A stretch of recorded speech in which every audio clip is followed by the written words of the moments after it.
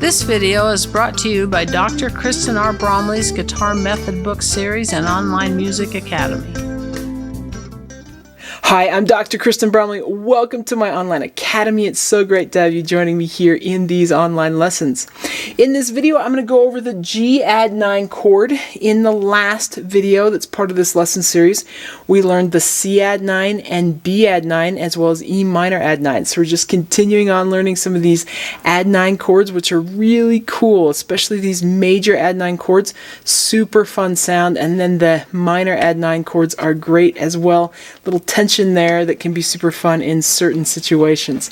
So we're going to learn these chords, and then of course we'll jam together on some chord progressions using them, strumming those chords, getting both the chords and our strumming happening right there in sort of a real scenario playing with the band track. So it'll be you, me, and the band jamming on those chord progressions. This video accompanies lesson 17 from my Chords and Harmony Books 1 and 2 method book. In the book we'll be starting on page 112 as we learn this chord. We'll be on a few different pages that are there as part of lesson 17. Alright, let's take a look at Gadd9.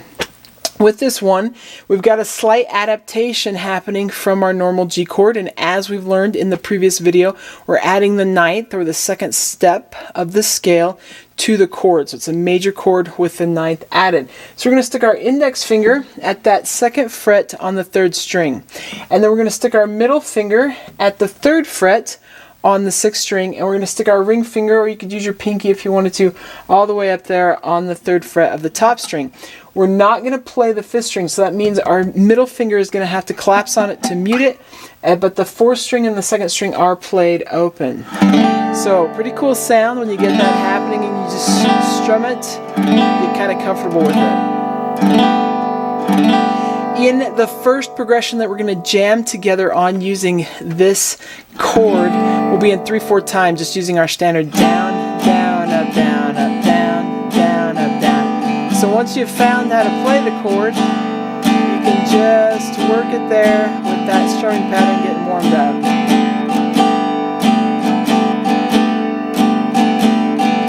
So we're going to be playing progression number 2 on page 114 as we work on incorporating this one into reality, so to speak. This one also uses C add9, which we learned last time, and E minor add9. So if you need help with how to play those chords, look at the reference there on page 112 and 113, or check out the previous video if you need to. But we're going to have that Gadd9 and C add9. So you might want to just kind of work going back and forth between Gadd9 and C add9. Getting a little comfortable there. That sort of thing as much as you need to.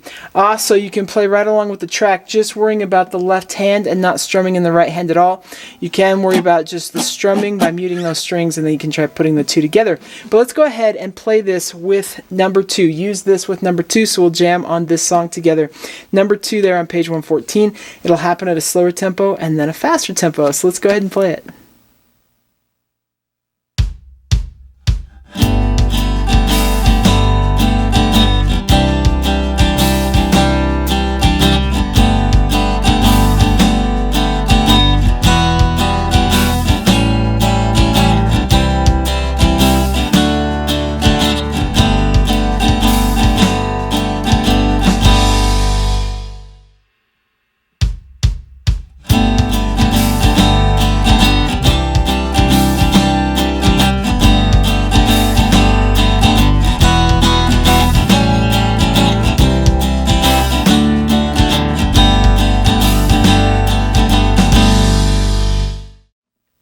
Okay, so let's take a look at A minor add9 now and D minor add9. Both of these are a little tricky. If you came across them and you really couldn't play them or didn't want to play them, you could just play A minor or D minor. You don't have to add the ninth. So that's a little trick that works there. But let's go ahead and take a look at how to play these.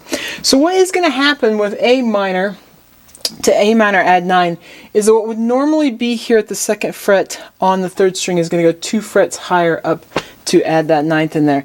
So you could play A minor and then take your ring finger off and put your pinky 2 frets higher. So index finger goes on that first fret of the second string, middle goes on the second fret of the fourth string, and pinky goes on the fourth fret of the third string, and then we play the top 5 strings. with the top string and the fifth string being open. Super cool sound, so you can get comfortable with that one. Now, with D minor add 9, you will see on page 113 that what happens with that one is the same sort of thing. We can take D minor and then we have to reach 2 frets higher with our pinky instead of where our ring finger would be on that second string, and that's one way that we can play D minor add 9. I also have an alternate way that you can play it that might be a little easier. I think sometimes it's an easier grab to get, and that is up here on the board where we have our index finger at that A pitch that happens at the second fret of the third string, and then our pinky goes 4 frets higher to play all the way up to the 6th fret on the second string, and then we play the top string open. So it's the same voicing, it's just a different way of fingering it. So that might be easier to get to. It's a good way to go about it anyway.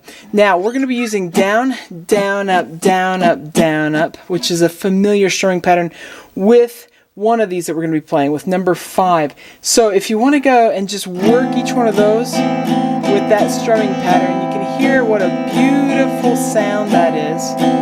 Lots of high tension there. And then we can go to the D minor and do the same thing. Kind of try and get that one happening. If you wanted to, you could practice switching back and forth between the two.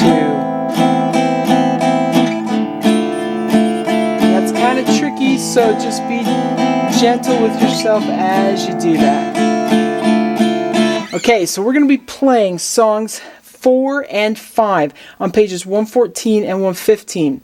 With number 4 on page 114, that string pattern goes down, up, mute, down, up, down, up. So you can practice that one.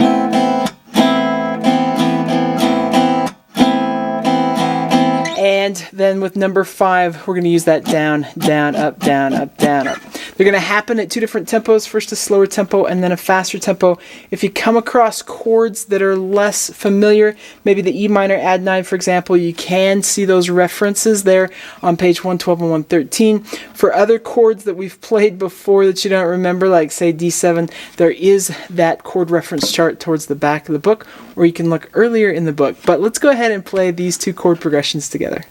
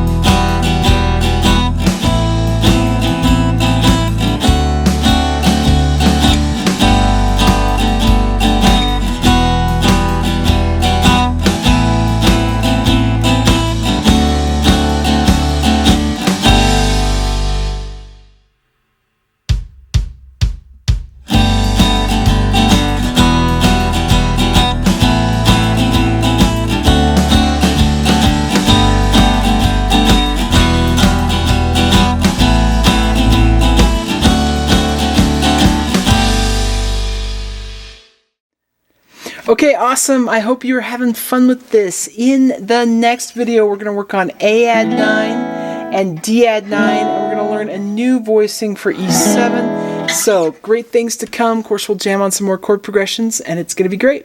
So, take care, and I'll see you next time. Thanks for watching this video. If you found it helpful, please hit the like button and subscribe to the channel. And be sure to check out more great content.